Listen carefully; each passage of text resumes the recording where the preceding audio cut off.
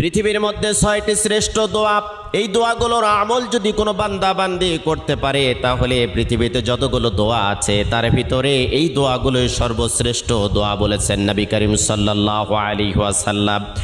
কোনো বান্দা বান্দি যদি যতই বিপদে থাক, কষ্টে থাক, দুর্ভিক্ষে থাক, উৎকণ্ঠার মধ্যে থাক না কেন, সকাল থেকে সন্ধ্যা পর্যন্ত যদি কোনো বান্দা বান্দি দরুদ শরীফের আমল করতে পারে, রাতের বেলা যদি দরুদ শরীফের আমল করতে পারে, হাজারো অশান্তির দাবানল থেকে আল্লাহ রাব্বুল আলামিন শান্তি দান করবেন।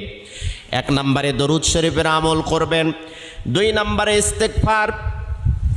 আপনার মুখটা এমন হয়ে যাবে আল্লাহ রাব্বুল আলামিনের কাছে দোয়া করার সাথে সাথে আপনার দোয়াটা কবুল হয়ে যাবে। সব সময়ের জন্য পড়বেন আস্তাগফিরুল্লাহাল্লাযী লা ইলাহা ইল্লা হুয়াল হাইয়ুল কাইয়্যুম ওয়া আতুবু ইলাইহি।